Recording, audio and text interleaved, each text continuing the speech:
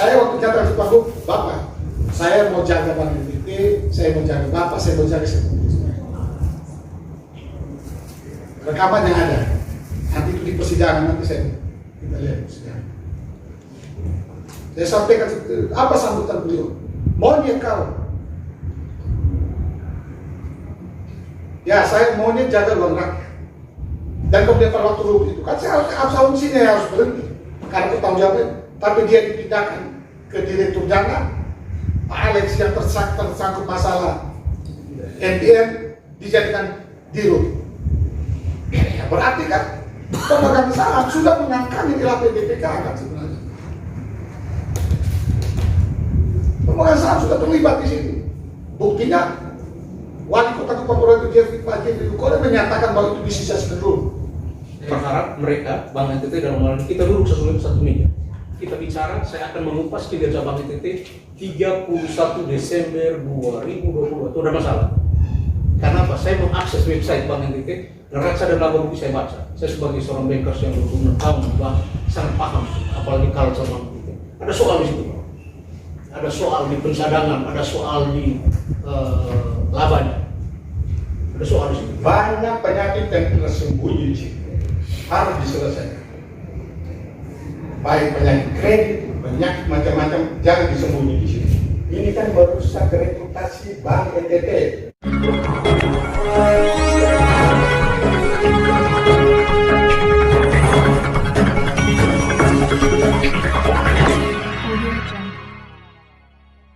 Komisi 3 DPRD Nusa Tenggara Timur menggelar rapat dengar pendapat pada hari Senin 6 Maret 2023 dengan menghadirkan pemegang saham seri B Amos Korputi, mantan Dirut Bank NTT Ishak Rihi, dan mantan Kepala Cabang Bank NTT Kabupaten Timur Tengah Utara Edi Ganggus.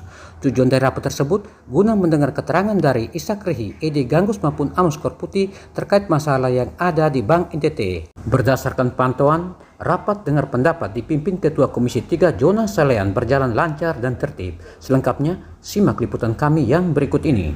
Satu kehormatan kalau saya bisa diundang ke tempat ini untuk menyampaikan secara utuh seluruh persoalan yang ada di Bank NTT sehingga tidak ada perspektif yang negatif tentang persoalan-persoalan yang mengemuka hari ini di masyarakat.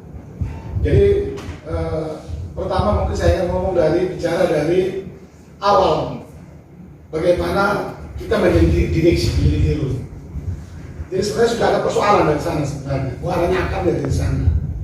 Karena pada waktu pencalonan kita itu ada hal yang bagi saya itu suatu hal yang cukup ganjal sih. Kenapa? Karena anggaran dasar itu dirubah.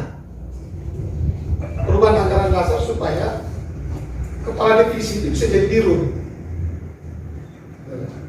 Itu yang pertama.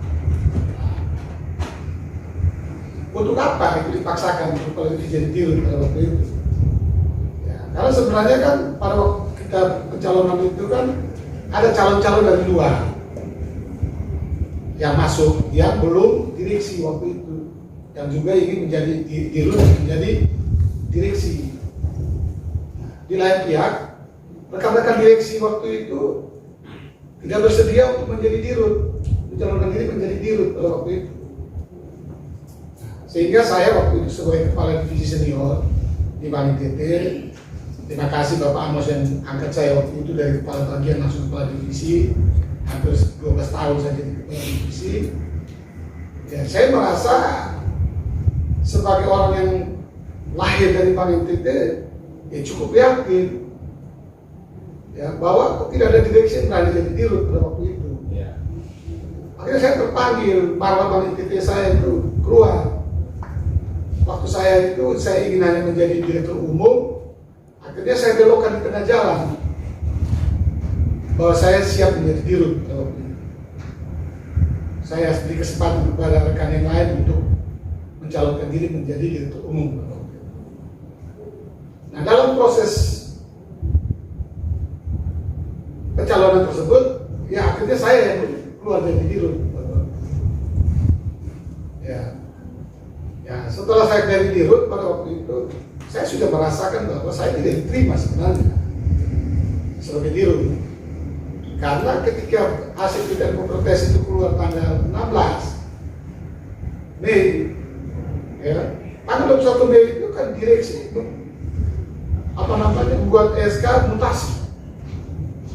Saya ngomong dari awal, mutasi terhadap saya juga sebagai kepala divisi. Nah ini kan aneh. Masa saya sudah fit, sudah lulus kok direksi kasih sudah dapat hasil fit masih nekat itu. Mutasi saya dan tiga direksi tanda tangan SK-nya. Dan akhirnya berujung pada waktu luar biasa pelantikan kami itu memegang saham kan mengambil alih SDM Bali PT waktu itu. Sampai pengendalian dengan bahwa setiap keputusan SDM itu harus melalui pemegang saham. Nah, dari situ sebenarnya sudah bisa kita lihat bahwa sebenarnya kehadiran saya sebagai dirut itu tidak diinginkan sebenarnya.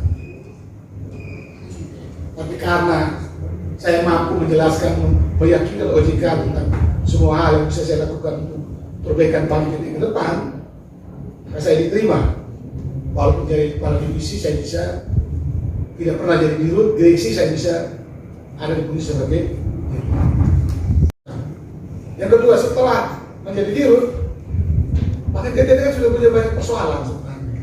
Gunung es lah ibaratnya.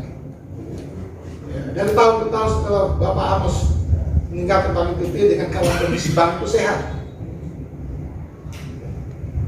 Sejumlah persoalan besar itu ada di Bali PT sampai saya menjabat sebagai dirut definitif waktu itu.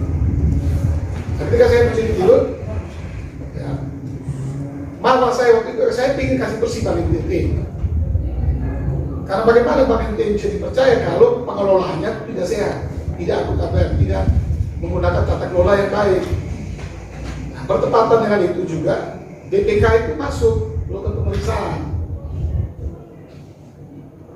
Dan saya diskusi dengan DPR, saya katakan sudahlah sekarang ini biar Bali PT ini coba jangan bisa pakai skop lah ibaratnya, pakai bulldozer aja itu sekalian. Dan saya menyarankan waktu itu silakan periksa di cabang-cabang ini semua yang terindikasi ada persoalan-persoalan tersebut. Ya. Akhirnya diperiksalah, keluarlah LHP BPK tahun 2020 yang hari ini menjadi bola panas ibaratnya. Nah, dalam LHP itu kan jelas ada beberapa temuan yang krusial di situ yang menjadi hal yang mandatori diselesaikan. Pertama masalah MTR 50 miliar. Kemudian ada kredit macet Surabaya 126 miliar waktu itu. Yang ketiga penyewaan gedung Garden Place untuk menjadi kantor. Sebelum BPK masuk, ya, karena saya melihat ibarat kapal ini oleng, ya, saya juga sudah waktu itu tidak terlalu percaya juga sama tim Sky yang ada di dalam dan semua karena itu kita membentuk tim independen waktu itu yang terdiri dari melibatkan komite audit dari komisaris. Setelah kita diskusi dengan komisaris dan lain sebagainya, waktu itu saya minta supaya diperiksa mulai dari MTN, persoalan sewa gedung, kasus kredit macet Surabaya, untuk bisa kita mendapatkan pemahaman yang lebih komprehensif tentang ini persoalan-persoalan. Dan kemudian ada lagi kredit macet di Oilmasi cabang utama. Itu semua kan kita angkut semua itu persoalan-persoalan itu. Dan akhirnya juga waktu saya dorong, waktu itu kami dorong untuk diproses hukum. Dan akhirnya ikrah Surabaya masuk, kemudian Oilmasi juga, KCU juga. Nah, berjalannya waktu MTN ini kan jadi persoalan dan mengerucut kepada petinggi-petinggi di Bali PT yang juga terlibat dalam persoalan-persoalan ini pada waktu itu. Contoh misalnya Direktur Pelaksanaan Dana waktu itu Pak Alex, kan dialah sebenarnya yang sesuai LHP BPK itu bertanggung jawab terhadap MTN ini dalam keputusan MTN tersebut. Nah, dalam proses perjalanannya, ya, tim independen yang pertama menyatakan bahwa ada persoalan terhadap MTN dengan sejumlah temuan-temuan yang dikemukakan, tetapi hasil akhir daripada laporan final itu tidak ada persoalan di situ. Dan akhirnya pada waktu itu sebagai hasil temuan BPK yang ada sebuah persoalan seperti itu, saya sebagai dirut memberikan semacam surat pernyataan rekomendasi tentang persoalan-persoalan LHP tersebut, termasuk MTN ini. Setelah dilakukan perbaikan, perbaikan SOP dan lain sebagainya, itu jelas itu tanggal-tanggalnya ada semua urutannya. Jadi saya membentuk tim itu bulan Juni, kemudian tim bekerja sampai bulan Agustus, presentasi Agustus dengan laporan, kemudian September itu BPK masuk, ya, dan November, Desember 6 itu kita audiensi dengan BPK. Nah, pada waktu itu di BPK, pada waktu itu disampaikan kepada saya bahwa persoalan jadi tidak bisa diselamatkan lagi. Pada waktu itu kita bertahan bahwa kurator itu akan bisa diselesaikan berdasarkan penjelasan dari Direktur Dana waktu itu terhadap saya. Bahkan beliau saja datang itu tanda tangan di rumah saya. Ini saya harus terbuka saja supaya semua tahu, supaya jangan ada rumor yang macam-macam di luar sana. Datang ke rumah saya minta tanda tangan suratnya, pernyataan itu. Nah, saya sebagai dirut, saya akan menjaga marah korporasi, bahwa korporasi ini akan keluar dengan cara yang baik dengan melakukan semua aksi ini. Urusan nanti masalah dia lakukan itu kan urusan pribadi, dia akan bertanggung jawab secara pribadi. Nah, inilah sebenarnya menjadi salah satu alasan mereka untuk mempertahankan bahwa ini MTN baik-baik saja sebenarnya, karena ada surat itu sebenarnya. Sehingga saya 2 kali dipanggil, diminta keterangan oleh kejaksaan, diminta keterangan oleh BPK, ini baru 2 hari lalu. Kemarin baru saya diminta keterangan oleh BPK Pusat tentang persoalan ini. Nah, saya jelaskan dulu persoalannya. Jadi secara SOP telah dilakukan perbaikan, tetapi persoalan yang 2018 dilakukan itu kan masalah hukum yang harus diselesaikan. Itu intinya. Jadi MTN ini lupakan sudah. Bahkan BPK bersama saya, Pak Dirut ini ketipu. Ya saya sebagai dirut, saya juga merasa tidak nyaman ketika saya ditipu. Tapi kalau itu catat pernyataan saya bahwa saya sempat sependapat dengan BPK, walaupun ada temuan, ada rekomendasi dari tim independen itu bahwa tidak ada persoalan. Dan saya yakin ini tim juga ini bagian dari konspirasi untuk menyelamatkan Alex sebenarnya untuk menjadi dirut. Nah, ini semua kita sudah simpan. Kemudian yang berikut masalah Surabaya. Surabaya ini kan Absalom sini itu kan bertanggung jawab. Dalam rules itu dia yang tidak bertanggung jawab luar biasa tentang masalah kredit macet. PSP datang ke kantor itu setelah saya laporkan tentang MTN dan kasus Surabaya itu, rapatkan dengan kami pengurus semua dan langsung minta supaya Absalom sini itu dinonaktifkan. Alex Dibukau itu dia hadir dalam waktu rapat itu.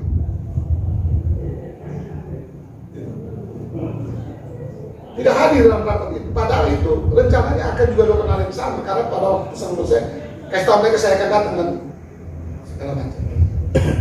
Itu cerita. Bahkan sampai OJK pun saya lihat juga ikut ada bermain di situ. Karena dalam statement OJK di media yang saya dapat sedikit kan, OJK itu persoalan lama, tidak ada masalah tentang MTN ini. Karena mungkin karena rekomendasi dari tim independen yang kita bentuk dengan niat baik sebenarnya, persoalan yang transparan, tetapi ujungnya ya jadi seperti ini. Kredit macet Surabaya yang dipertanggungjawabkan setelah aktif masuk ke dalam urus luar biasa. Sebelumnya gubernur memanggil saya secara pribadi, sebagai pengusaha ke rumah tanggal 24 Desember untuk memberikan, bagi saya ancaman untuk memberhentikan saya waktu itu. Dengan alasan kalau tidak mencapai 500 miliar, lu harus berhenti. Sudah. Dan dalam percakapan selanjutnya itu kan intinya bahwa beliau tidak menganggap bahwa saya tidak bisa mempercayai komitmen beliau untuk menyelesaikan semua persoalan di Bank NTT. Ada sejumlah keinginan-keinginan tentang kredit budi pas penambahan 30 miliar pada waktu itu. 100 miliar itu kan sudah dicairkan. Sudah, ya. Ya. Minta lagi 30 miliar, saya bilang. Oh, iya. Tidak ada persoalan mau tapi sesuai dengan aturan. Ya. Bayar dulu, minimal bayar dulu, itu tunggakan kan. Ya. Jangan pengalaman kayak kemarin take over dari yang kan masih ada tunggakan tetap berani di take over. Ada apa di situ? Soalnya pada waktu saya sama Pak Gub juga kita pergi lihat di lokasi di mana itu, sawit yang dibeli oleh Budiman dari PT Bumi Tirta itu. Ya di situ kita akan temukan bahwa sebenarnya uang 100 miliar yang dikasih itu kan dengan tujuan untuk pengelolaan sapi sesuai Pergub itu. Jadi soalnya itu dari Pergub itu sebenarnya. Pergub itu sudah memberi ruang untuk benturan kepentingan seperti ini sebenarnya. Sehingga akhirnya Bank NTT mengeluarkan 20 miliar untuk membeli lahan itu kan sebenarnya. Benturan kepentingan dari perubahan anggaran dasar itu sudah benturan kepentingan. Tidak ada urgensi kan anggaran dasar untuk supaya kepala divisi bisa jadi dirut. Dan saya jadi korban kan. Saya terjebak dengan kondisi seperti itu. Nah berjalan terus itu Budiman minta lagi 30 miliar. Saya sampai tanda tangan itu. Oke lah, kalau ini sudah saya berdoa saja. Kalau ini jebakan bakal, kalau memang ini Tuhan berkenan, saya sudah ini tiba buka saudara rekening cabut utama saya. Silakan ada kopi buka sudah ini rekening.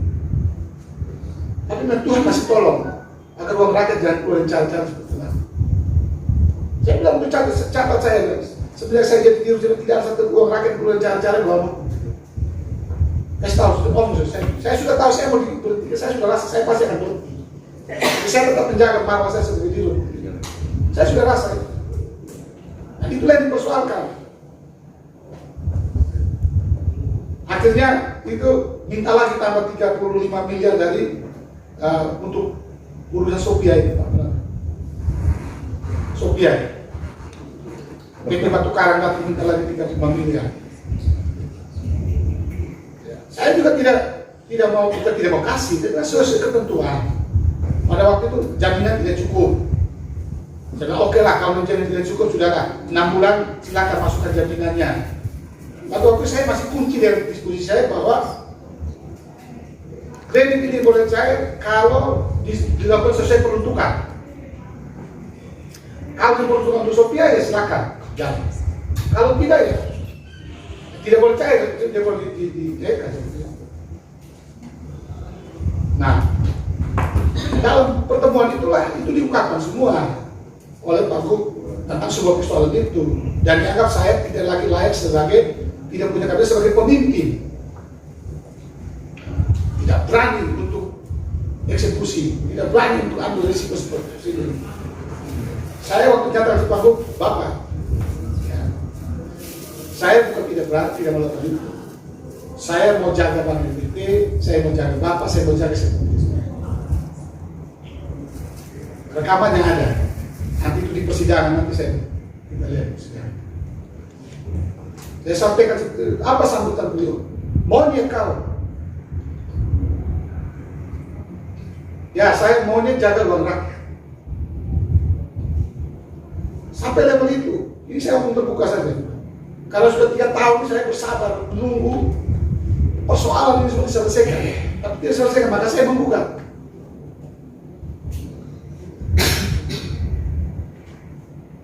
Kemudian sampai ke RUPS. Sebelum RUPS terjadi, komitmen kinerja 500 miliar pada 7 Januari 2020. saya tanda tangan saja dokumen itu. Walaupun sesungguhnya Kominfo tidak ada di RDB 2018, 2019, bahkan 2021 kan hilang itu right, angka itu maksudnya tidak jelas di mana.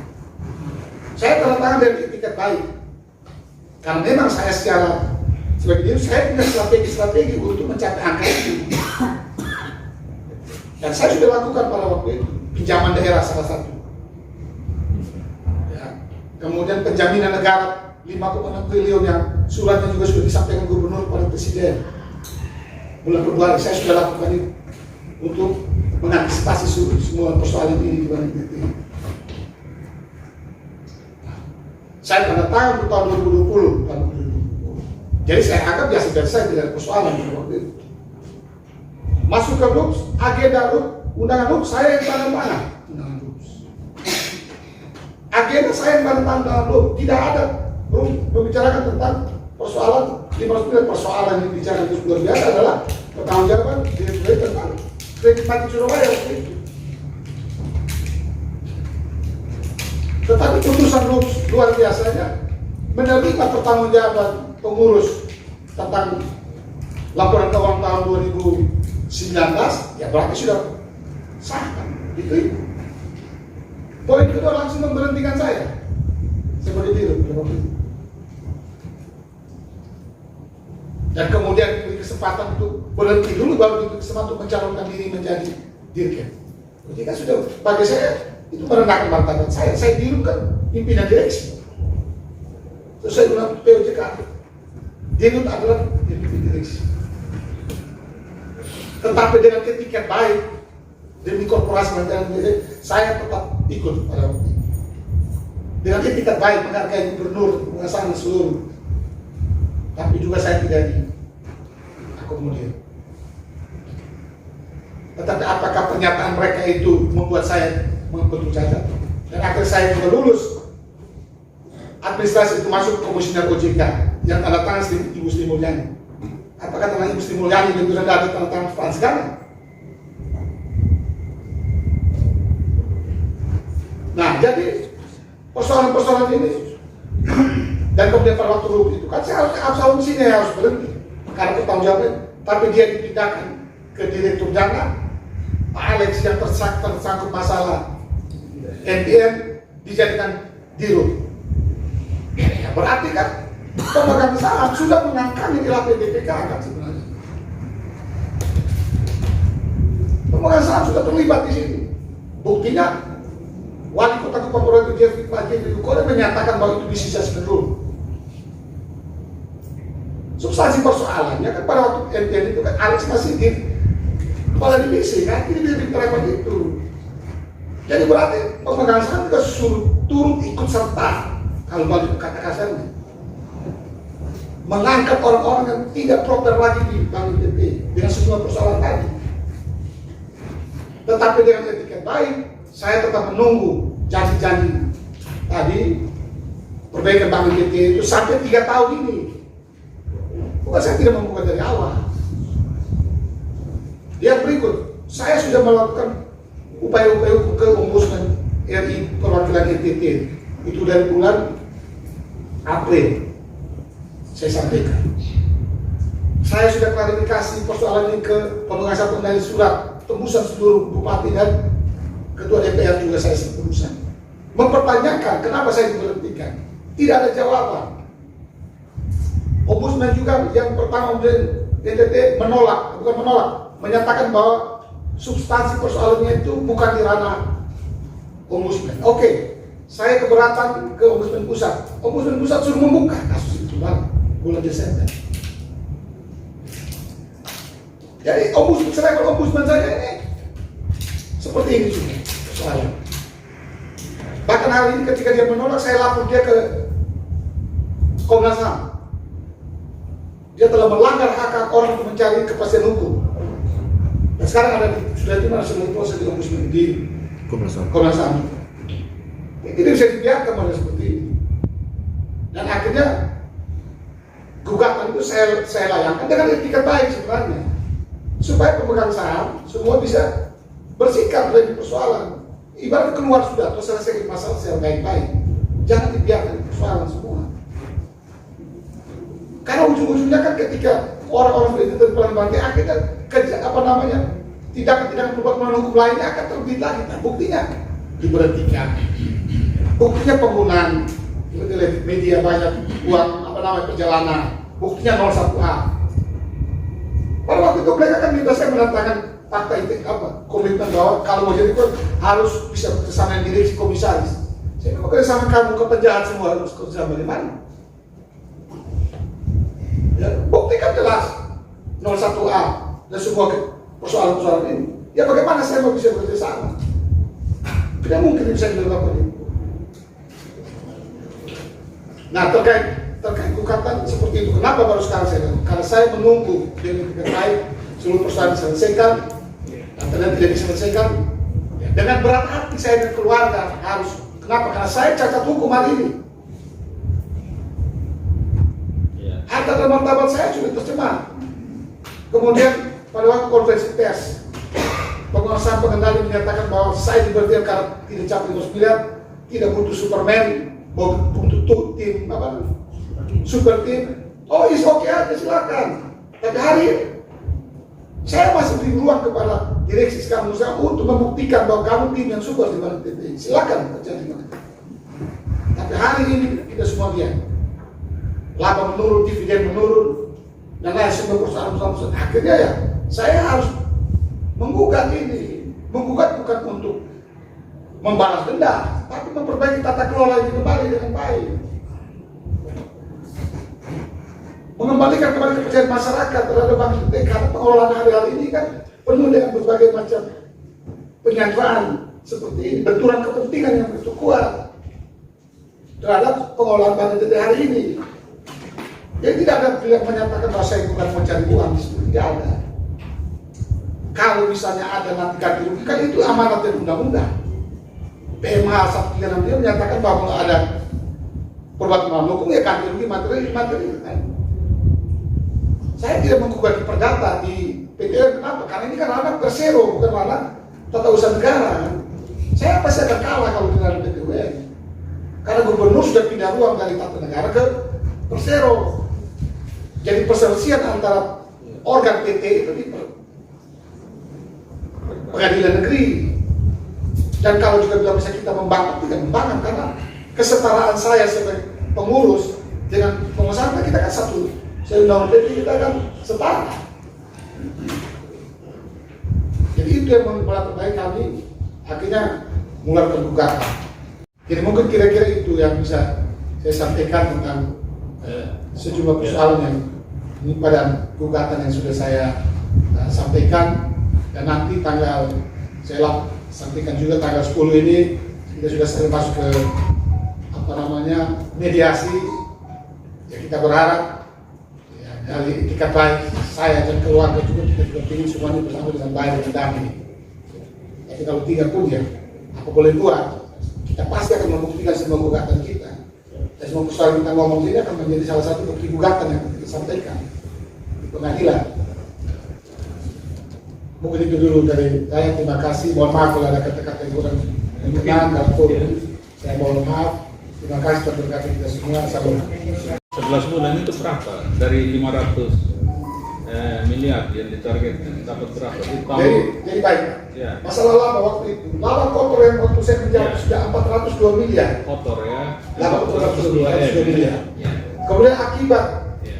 Surabaya itu digerus sampai 100 miliar lebih, sehingga laba itu hanya 300 miliar. Ya. Sedangkan RBD waktu itu hampir mencapai. Ya. RBD itu 300 sekian juga, hampir. Oke. Nah itu. Ya. Terima kasih. Ya, jadi kita bukan mencari siapa yang salah. Kita mau luruskan semua berita-berita yang ada tentang Bank NTT. Karena Bank NTT ini bank masyarakat NTT. Nah, sehingga yang dijelaskan oleh Pak Isar ini untuk memperjelas kita, sehingga nanti dengan OJK kita bisa lebih terdapat. Silakan Pak, ini yang dipecat dari kepala cabang, apakah langsung dipecat begitu saja atau ada prosedur? Karena saya dimintai informasi atau berita-berita terkait latar belakang PHK saya dengan tidak hormat. Ya. Saya juga minta izin, mungkin saya akan bergeser sedikit Pak keluar dari situ, karena bagaimanapun juga latar belakang pemberhentian saya tidak bisa terlepas dari kondisi Bank NTT yang saat ini tidak baik-baik saja. Ya. Gitu. Jadi sebelum saya menyampaikan histori pemecatan saya tidak dengan hormat, saya ingin menyampaikan sedikit kilas baliknya.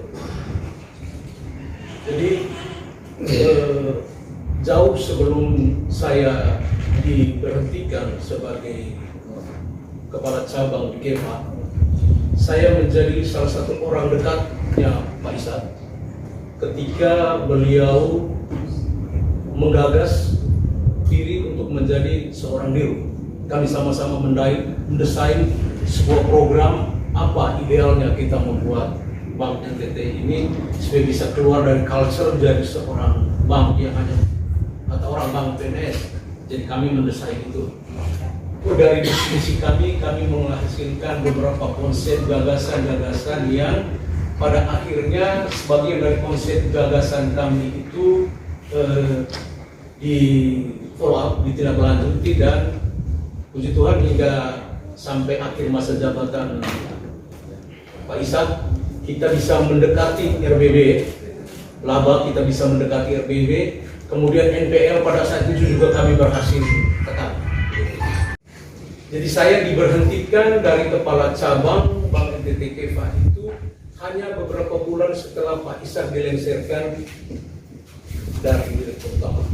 Sekitar 3 atau 4 bulan setelah beliau dilengsarkan, saya ditarik ke kantor pusat menjadi seorang staf direksi tanpa ada satu surat alasan pun mengapa saya di staf direksikan. Nah, saya sebetulnya pada saat itu sangat keberatan dan menolak dalam hati. Karena apa? Pertama, pada saat itu Bank NTT di dalam hierarki kepengurusan organisasinya tidak ada nomenklatur staf direksi. Yang ada itu direksi, kepala divisi, di bawah direksi itu kepala divisi, kepala cabang. Ini nyantol di mana ini staf direksi ini? Tidak ada. Gitu. Mengapa ini saya keberatan? Karena nanti job desk saya apa? Gitu. Gitu kan? Apa job desk saya? Itu saya keberatan. Atas keberatan ini saya berusaha untuk bertemu secara lisan untuk menyampaikan. Tetapi sampai dengan hari ini direktur utama tidak pernah bertemu saya karena alasan sibuk. Yang berkenan bertemu saya pada saat itu hanyalah direktur kepatuhan.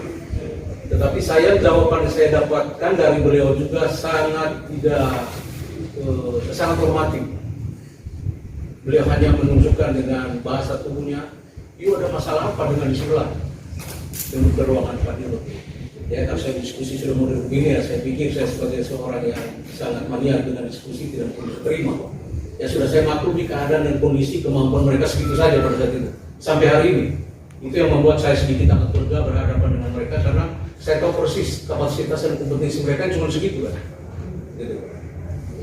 Begitu. Kemudian untuk saya tidak kehilangan momentum dan tidak satu waktu saya punya jejak histori buat istri, anak saya, cucu saya di kemudian hari bahwa orang tuanya, suaminya, anaknya, opanya, misalnya waktu saya jadi opa, mereka bisa melihat catatan histori saya bahwa sebetulnya tidak ada soal di saya. Sehingga saya buat surat tertulis kepada direksi, mohon penjelasan latar belakang saya ini di demosi dari kepala cabang menjadi seorang staf direksi. Surat yang sama pun saya layangkan juga ke otoritas jasa keuangan. Tetapi sampai dengan hari ini tak satu pun surat saya itu ditanggapi. Ya, waktu berlanjut terus. Kemudian saya ditempatkan sebagai staf direksi di divisi Renforsek. Di sana karena tidak ada job desk, saya tahu diri saya tidak mau terima gaji Kordeo. Saya membuat berbagai program inisiatif saya sendiri. Saya membuat program inisiatif sendiri dan itu saya laporkan ke direksi. Padahal saya tidak ada job desk sebagai seorang staf direksi. Kemudian beberapa waktu kemudian dari divisi Korsek saya dimutasikan ke divisi manajemen risiko di bagian budaya perusahaan. Di sana pun hal yang sama, job desk tidak ada. Saya tetap berkantor sebagaimana mestinya, setengah 8 masuk, kepala divisi pulang jam 7, jam 9, baru saya juga pulang. Karena saya tidak ada kerja, Pak. Tetapi kembali lagi, sebagai seorang yang tahu diri, saya tetap bekerja sekalipun tidak ada job desk dan saya membuat. Dan dokumen-dokumen laporan pekerjaan saya itu tertulis rapi dan tanda terima semua saya kasih ke diri. Semua ini yang saya kerjakan, sekalipun saya tidak punya job desk. Masa saya di non-job ini, beredar berita tentang medium technology di media. Di sana saya tertarik untuk mengikuti karena banyak yang bicara salah di sana. Banyak yang bicara keliru tentang MTN. Jadi saya keluar coba bicara. Saya bicara di platform media sosial. Mengapa? Karena saya pikir ini medium yang bisa terima saya sekarang. Saya mencari keseimbangan ruang untuk bisa saya menyampaikan. Karena ruang direksi semua tutup, tidak mau diskusi. Culture diskusi sama sekali tidak ada, sampai detik ini tidak ada. Jadi saya menyampaikan itu di dalam saya mempunyai blogspot pribadi karena saya sering menulis. Saya menulis di blogspot pribadi saya terkait dengan NTN itu sudah tidak mungkin ditagih lagi, tidak mungkin dapat lagi. Nah saya cukup konkret itu di media YouTube dengan judul MTN nasi sudah jadi bubur. Itu tidak mungkin. Saya bisa nyatakan, saya bisa pastikan MTN tidak mungkin bakalan dikembalikan, tidak mungkin. Alasannya begini. Pertama, status keperdataan kreditur dalam hal ini Bank NTT itu dia adalah sebagai kreditur konkuren. Karena ada 3 status kreditur. Pertama status preference, kemudian status konkuren, dan ketiga separatis. Yang separatis dan yang preference itu mereka memiliki hak kebendaan manakala perusahaan ini pilot. Nah, Bank NTT statusnya itu konkuren, Pak. Sekalipun perusahaan ini pilot, dia tidak punya hak. Bank NTT tidak bakalan punya hak. Yang punya hak di kreditur-kreditur yang punya buah tadi itu antara lain Mandiri, BCA, BNI dan lain sebagainya. Itu alasan pertama. Alasan kedua, mengapa saya katakan MTN masih sudah jadi bubur? Karena posisi PT SMP saat itu berada dalam keadaan insolvensi. Artinya kesanggupan atau kemampuan keuangan dia itu jauh di bawah kewajiban dia. Hutang dia lebih besar daripada jadi bahkan banyak tidak bakalan. Saya jamin 100% sampaikan di dewan tidak bakalan itu Bank NTT bisa dapat kembali. Dari mana rujukan judisialnya? Rujukan judisial itu dari hasil putusan Pengadilan Niaga Jakarta Pusat bahwa PT SMP itu dipilotkan. Gitu. Jadi kurator yang sekarang bicara bahwa akan kembali, coba dia bicara datang dengan kita diskusi. Di mana? Apa yang potensi income apa yang bisa ambil dari PT SMP untuk kembalikan kerugian di Bank NTT? Maka saya sampai pada kesimpulan itu. Motif saya menyampaikan ini edukasi, Pak. Saya tidak menyebutkan person, tidak menyebutkan orang, edukasi supaya stop kalian bicara tentang MTN bahwa bakal kembali. Stop, tidak bakal.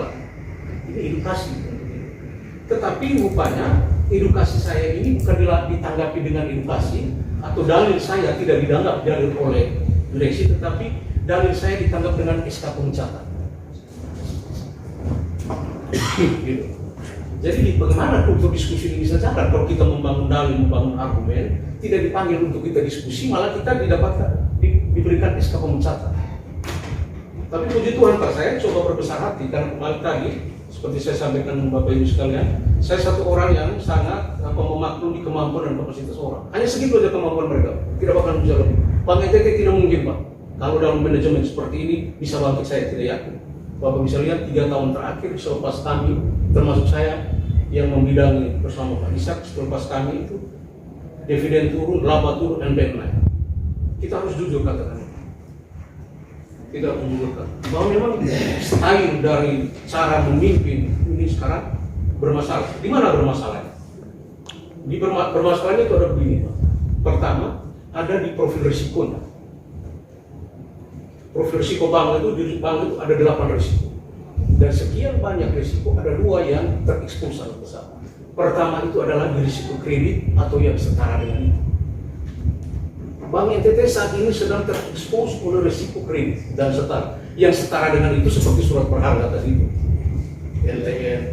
Inilah yang saya kritisi. Saya kritis bahaya. Saya memberikan early detection, memberikan peringatan dini terhadap potensi terjadinya ini. Ini sayangnya ruang diskusi untuk ini tidak. Maka saya sangat puji Tuhan, terima kasih sekali ke DPR yang bisa memberikan semacam replay inspirasi sekali buat kami untuk menyampaikan. Kami mendapat ruang untuk menyampaikan, memberikan solusi ke Bank NTT hari ini kalau dia mau maju.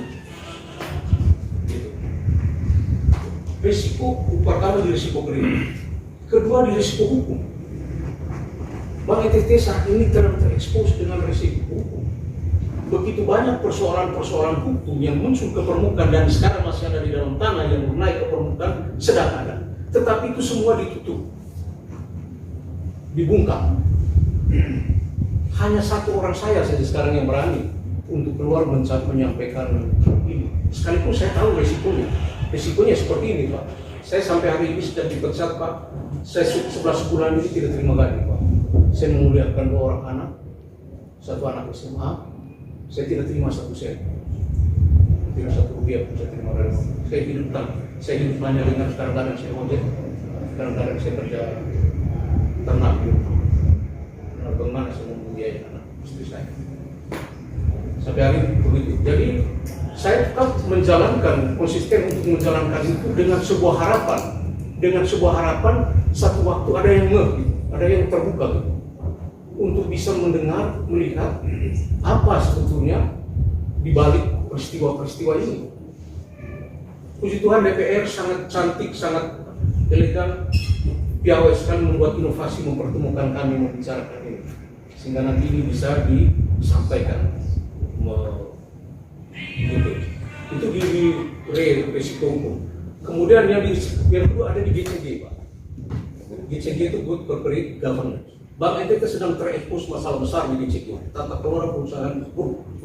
Saya mengatakan itu, Pak. Nah, mungkin saya baru dengar sepotong saja, Pak, dari sekian banyak persoalan selain yang saya sampaikan, bahwa perilaku amoral beliau itu di media beberapa hari saya dengar itu, Pak. Memang potongan-potongan sih memang itu.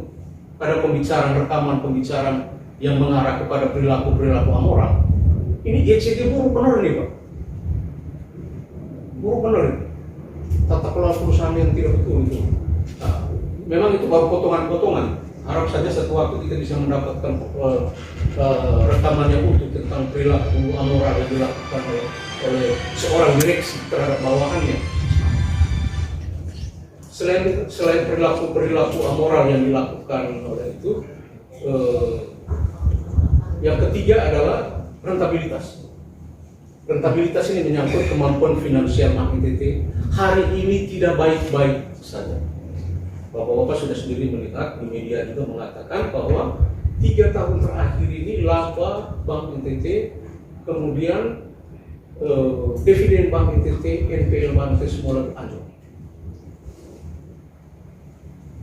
Mengapa? Nanti kalau kami dibutuhkan kami akan menyampaikan. Mungkin di momen lain kita akan menyampaikan. Bahkan apa tadi sempat disinggung oleh angka-angka yang ditampilkan sekarang itu masih bermasalah, Pak. Saya bisa satu waktu kalau bukan diminta, saya berharap mereka Bank NTT dalam hal ini kita duduk satu meja. Kita bicara, saya akan mengupas kinerja Bank NTT 31 Desember 2020. Itu udah masalah. Karena apa? Saya mengakses website Bank NTT, neraca dan laba rugi saya baca. Saya sebagai seorang bankers yang berhubungan tahun sangat paham, apalagi kalau Bank NTT. Ada soal di situ, ada soal di pencadangan, ada soal di labanya, ada soal di situ. Tapi hendaklah itu menjadi agenda yang lain, akan kita duduk bersama untuk kita bicara, kita kupas. Kita adu gagasan, kita adu ide dalam rangka apa? Membuat NTT ini baik, NTT ini sejahtera, sebagaimana visi dan misi dari Bank NTT. Yang terakhir itu di permodalan. Ya, kita semua tahu bahwa kondisi permodalan Bank NTT pada hari ini belum ada satu solusi konkret dari manajemen memberikan input kepada pemegang saham apa solusi dia menyambut 2024 nanti. Belum ada. Jadi 4 hal ini, Pak, kalau kita membicarakan tentang kinerja bank, 4 hal itu tadi. Pertama, itu tadi profil risiko. Kedua, GCD atau Good Corporate Governance. Ketiga, dia harus bicara tentang rentabilitasnya. Terakhir, dia harus bicara tentang permodalan. Ketika ini semua on the track, oke. Nah inilah yang menjadi keprihatinan saya sehingga saya melakukan koreksi. Saya bicara di media. Pembicaraan saya di media tidak di dalam rangka untuk melawan orang, melawan atasan, melawan pimpinan, melawan persoalan. Tidak. Saya ingin membangun sebuah culture diskusi. Ini loh, ada soal kita nih. Mengapa harapan saya, ekspektasi saya untuk kita diskusi dilawan malah dilawan dengan SK pemecatan gitu. Jadi saya kira mungkin kita akan perkaya lagi di dalam dialog nanti untuk pengantar. Ini yang saya bisa sampaikan. Oh ya, saya tambahkan sedikit. Pemecatan saya itu unprocedural, sama sekali tidak sesuai dengan prosedur. Karena apa? Prosedur yang harus ditempuh itu adalah pertama saya diberikan peringatan lisan, peringatan tertulis. Sampai hari ini, sampai saya diperhatikan, tidak pernah satu pun peringatan kepada saya. Itu yang pertama. Kemudian konsiderasi di dalam SK pemutusannya juga itu Pak. Itu menjadi soal. Karena dia mengatakan saya diberhentikan karena menyampaikan melalui platform media sosial ada potensi membocorkan rahasia bank. Dan di sini ambigu Pak, bukan ambigu, malah ini sangat konyol menurut saya. Karena apa? Undang-Undang Perbankan nomor 7 tahun 92 yang sebagaimana tadi disempurnakan nomor 10 yang dikategorikan sebagai rahasia bank itu ada di pasifa, bukan di aktiva. Di pasifa itu simpanan orang, tabungan deposito giro. Sedangkan yang ada di aktiva itu misalnya kredit atau setara dengan itu bukan rahasia bank Pak. Itu pertama, itu bukan rahasia bank. Yang kedua, rujukan yang saya pakai untuk sebagai materi yang saya sampaikan di media sosial, rujukannya adalah LHP-BPK. LHP-BPK ini kan rujukan yudisial, dokumen publik, bukan dokumen pribadi. Saya tidak mengambil SK direksi, tapi saya mengambil dokumen publik karena undang-undang mengatakan bahwa hasil temuan atau LHP-BPK yang sudah disahkan atau diterima oleh DPR itu menjadi dokumen publik. Bagaimana soalnya kalau saya sampaikan gitu. Jadi saya tidak mau masuk di dalam cara berpikir mereka membuat nanti saya juga nanti akan stres seperti itu. Begitu Pak, mungkin yang saya bisa sampaikan. Kurang lebih jika ada yang saya sampaikan terlalu berlebihan saya mohon maaf. Terima kasih. Saya juga selaku pemegang saham CRB dari SCT dan juga sebagai mantan direktur utama dari Bank NTT. Dari saya memahami perjalanan bank ini dari mulai krisis moneter pertama tahun 98 sampai dengan sekarang.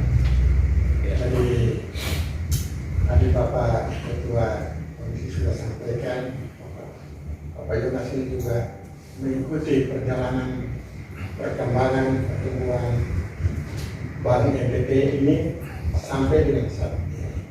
Jadi terima kasih Pak Yonas atas perhatian yang begitu besar kepada Bank NTT khususnya.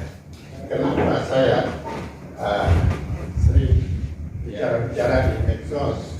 Karena saya ditanya oleh para media,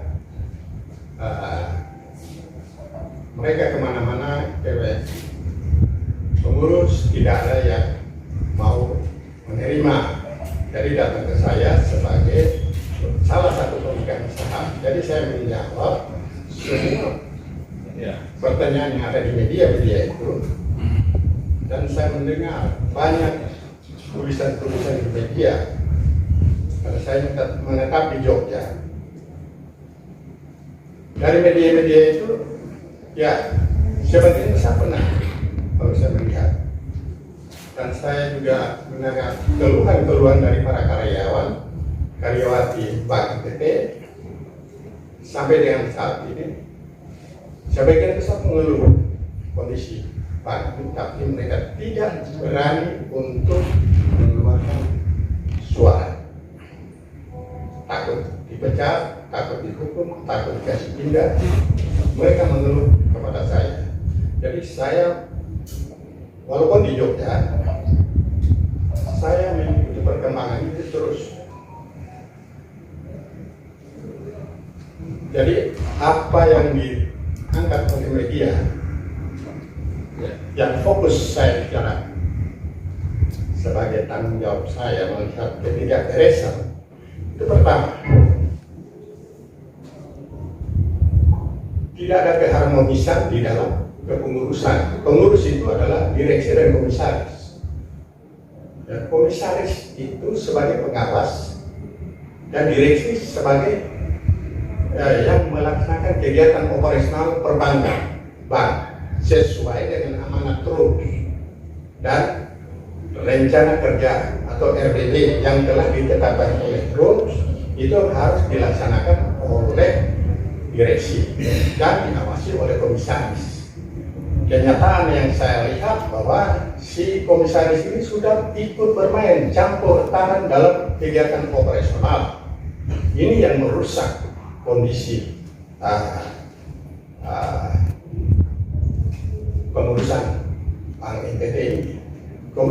Komisaris tanggung jawabnya adalah mengawasi apa yang dilaksanakan oleh direksi sesuai dengan apa yang diamankan dalam rules dan sesuai dengan rencana bisnis bank yang sudah ditetapkan oleh rules.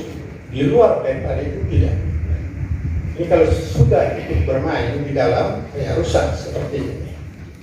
Itu yang dari awal sejak seleksi awal mau masuk si komisaris ini, saudara komisaris, saya penentang pertama sampai saat ini. Dan saya ikuti bahwa ini semua terjadi karena si komisaris itu menganggap bahwa direksi itu bawahan dia itu salah. Dua teman pengurus bersama, satu tugas mengawasi, satu mengelola. Kalau yang mengawasi si wasit itu bermain jadi apa?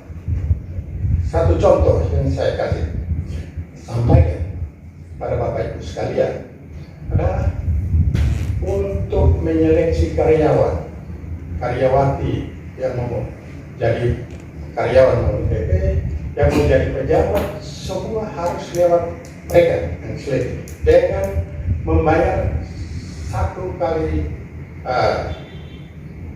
asesmen itu 10 juta, paling banyak 20 juta per bulan.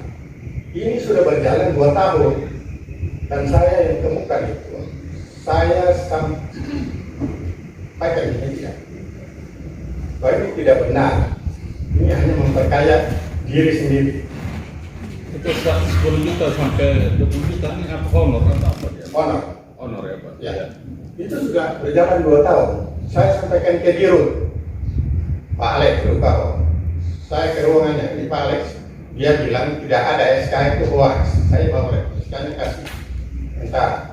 Saya bilang nggak usah tanya dari mana, ini sampai kasih keluar SK. Ternyata yang kasih keluar adalah komisaris sendiri. Lalu kasih keluar untuk membayar honor kepada mereka. Itu yang saya tidak terima dan saya sampaikan ke direksi Dirut. Dia bilang dia tidak tahu, saya ambil SK-nya ada. Saya bilang silakan Pak Dirut, saya kasih SK-nya. Saya sekarang mau lapor ke kejaksaan 2 tahun lalu, Bapak Ibu sekalian.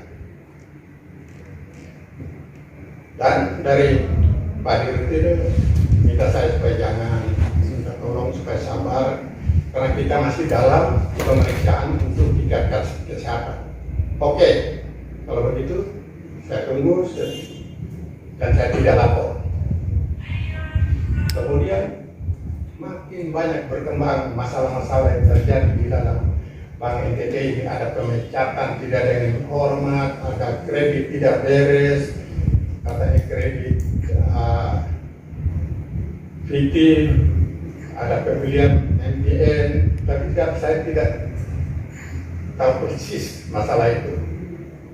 Tapi sudah berkembang di mana-mana di media dan saya ikuti, ternyata memang ada masalah, ada ya pelanggaran hukum. Kenapa tidak ditindak seperti hal-hal seperti itu, hal-hal yang merugikan bank. Nah, ini yang saya betul-betul saya sebagai pemegang saham tidak menerima hal seperti itu. Kemudian saya membedakan Bapak Ibu sekalian, pengurus dia berbuat melawan hukum, kemudian hanya mengembalikan uang, itu persoalan selesai. Kenapa perbuatannya itu tidak diproses hukum? Tapi kalau pegawai kecil, satpam yang sama sedikit dipecat tidak ada yang hormat, termasuk salah satu saudara kita, Edi Ganus, kepala cabang yang katanya bicara di YouTube. Saya juga itu lihat, tidak ada rahasia bang, ini orang dipecat tidak ada yang hormat. Apakah mereka pengurus, direksi dan komisaris tidak memperhatikan bahwa orang ini punya keluarga, punya istri, punya anak, dipecat tidak ada yang hormat, menutup hidup orang ini. Kalau dia mau kerja di mana pun sudah tidak bisa karena sudah dipecat tidak ada yang hormat. Apa kesalahan dia itu? Harus jelas kesalahannya, pasal apa yang dia melanggar, aturan mana, undang-undang mana, sanksinya apa. Ini tidak ada, tidak jelas. Itu dipertanyakan, menghilang, semua tidak mau menjawab. Media-media kesana tunggu dari pagi sampai malam, tidak ada yang mau menjawab. Datang ke saya walaupun lewat telepon saya dijawab, saya menjawab hal itu. Saya bilang tidak benar. Ya, kemudian kembali lagi kepada yang awal saya sampaikan bahwa si komisaris ini bekerja tidak sesuai dengan tugas yang harus dia laksanakan. Sudah sembrono, campur aduk segala. Dia angkat diri sebagai ketua tim penyehatan kantor cabang Surabaya. Angkat diri, terbang pergi pulang Surabaya, Kupang. Apa hasilnya? Tutup itu kantor. Mau seenaknya tutup kantor itu. Kalau ada kesalahan, karyawan kesalahan, ada pencuri di situ, pembobolan di situ, dan diproses dan tutup orang itu. Bukan kantornya yang ditutup, kantor tidak salah. Ini ditutup kantor. Saya perlu sebagai pemilik, saya perlu kasih tahu bahwa dengan penutupan kantor itu banyak penyakit yang tersembunyi di situ. Harus diselesaikan. Baik penyakit kredit, penyakit macam-macam, jangan disembunyi di situ. Bisa bicara sebagai pemilik bapak-bapak juga, ini pemilik bank, kita sama-sama pemilik. Ya. Dan kita harus bagaimana berusaha untuk bank itu jadi baik. Jadi inilah tugas kejadian yang saya lihat sendiri dan benar-benar terjadi. Apa urusannya si komisaris pergi pulang balik Surabaya, urusan bisnis lain, tapi SPJ masuk ke situ, stempel di sana, orang tidak datang, stempel SPJ, kemudian tidak hadir di kantor. Nah, ini kan kegiatan-kegiatan ini hanya merugikan Pak. Hasilnya apa? Dia angkat diri sebagai ketua tim penyehatan Bank NTT cabang Surabaya. Siapa yang angkat dia? Dia sendiri yang angkat. Saya tanya ke Dirut, siapa yang angkat? Tidak tahu. Oh, dia angkat diri sendiri. Hasilnya apa? Sekarang bank itu sudah ditutup. Ini kan merusak reputasi Bank NTT. Waktu kita tutup Koperasi Ormas, pintu air semua masuk ke Surabaya. Padahal Bapak Ibu sekalian, Bank NTT adalah BPD pertama yang membuka cabang di Surabaya. Ya. Setelah itu BPD lain masuk dan tumbuh berkembang dengan baik. Ya. Nah, ini kan kesalahannya adalah pengurusan, pengelola yang mengurusnya tidak beres, tidak mampu mempertahankan apa yang dibuat.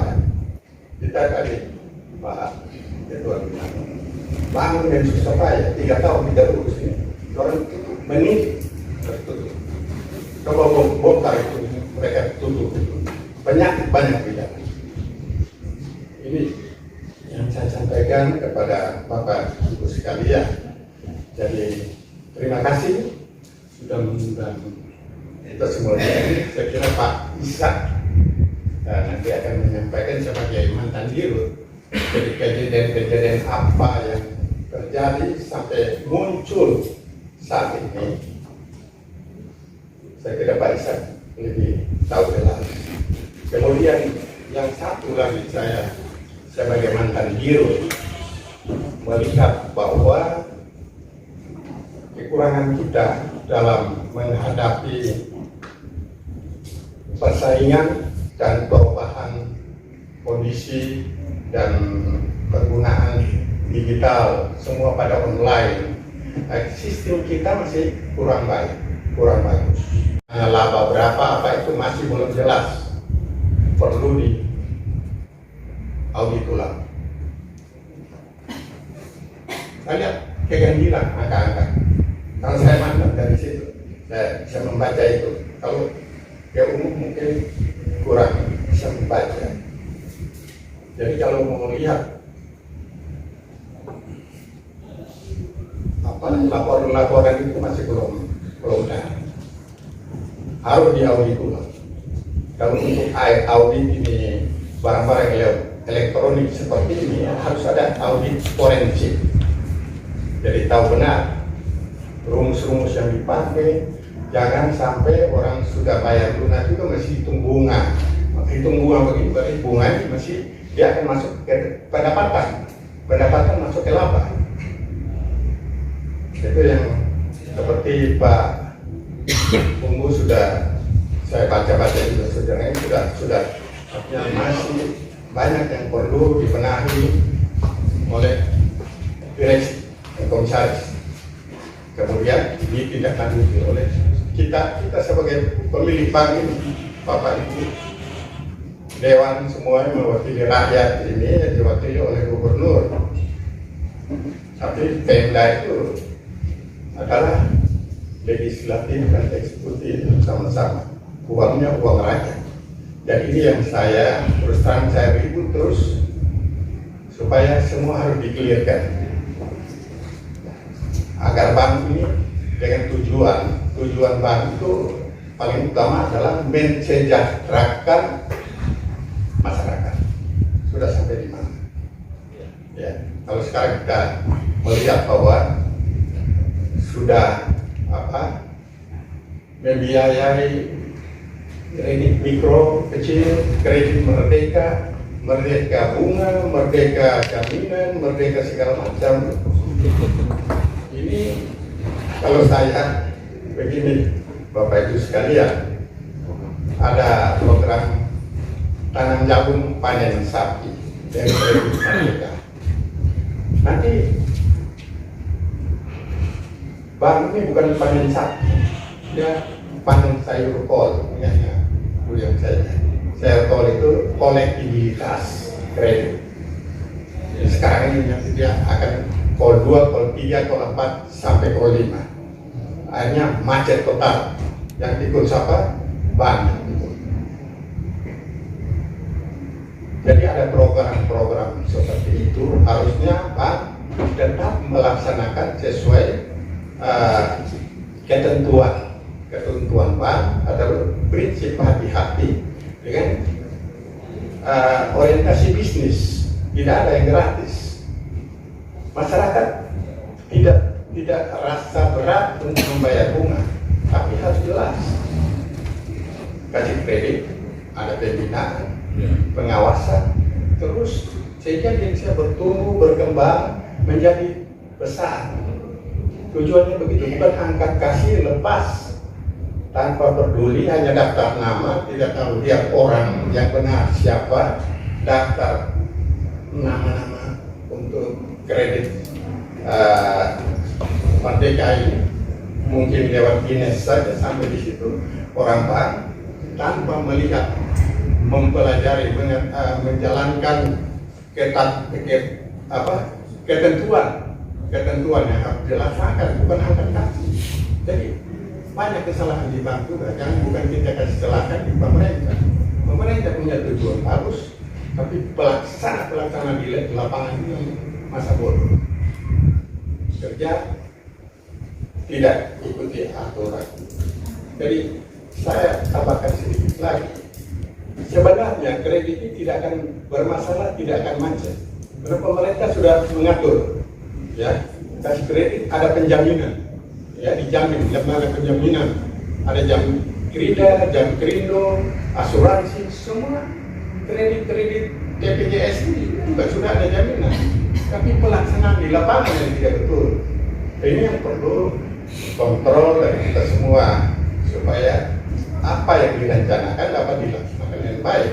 Dan bank juga bukan asal kasih kredit sesuai dengan apa yang dibutuhkan oleh masyarakat. Jadi jangan orang tanah di atas gunung tidak bisa tanam jagung, juga datang daftar dari dinas masuk ke bank bayar. Nah, itu yang saya bilang panen, bukan panen sapi, panen kol. Saya kolektivitas di bank istilahnya begitu. Dan saya kira hal-hal ini yang saya sampaikan, jadi mohon dukungan Bapak Dewan yang terhormat agar bank ini mari kita sama-sama memperhatikan dan menyampaikan kepada para pemegang saham semuanya agar dikelola secara baik dan benar dan profesional. Orientasi kita bisnis, bukan politik. Kita mendukung semua rencana dan program pemerintah, tapi orientasi bisnis. Dengan demikian maka bank ini akan tetap bertumbuh berkembang menjadi bank yang sehat, kuat dan terpercaya. Tempatkan orang-orang, manusia-manusia di situ yang berkarakter, bermoral, sehingga apapun yang dilaksanakan semuanya akan berhasil dan masyarakat akan menikmati hasil jeripaya dari modal yang kecil-kecil itu dapat dia dikumpulkan ke bank NTT, dapat dia meminjam dan mengelola, meningkatkan kesejahteraannya, ekonomi di desa-desa akan bertumbuh, berkembang, dan pengusaha-pengusaha kecil pun akan bertumbuh dari kecil menjadi besar.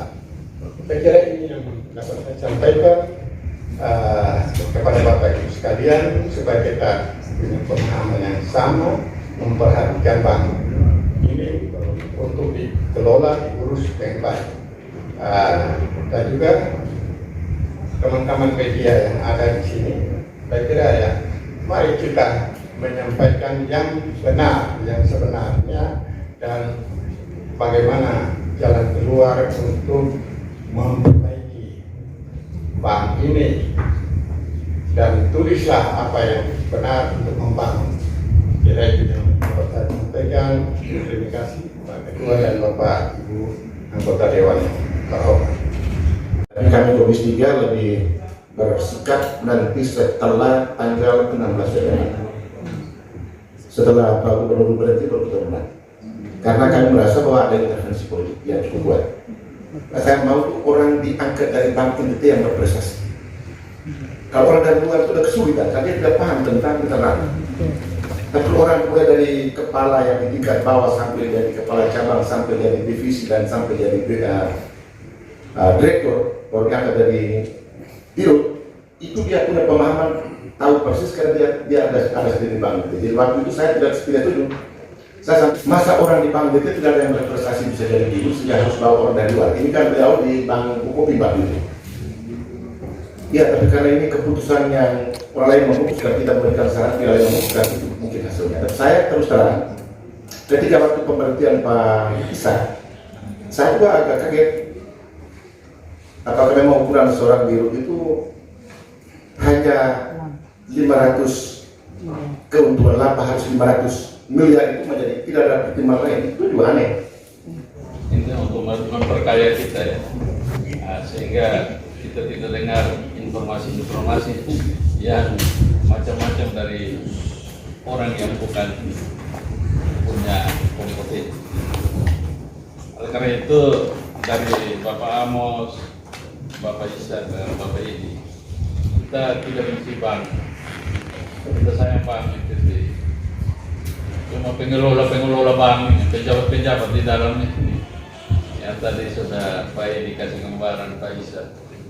Nah, ini ada tendensi yang perlu kita bersama-sama cari jalan keluar melalui pimpinan dewan dengan pemegang saham.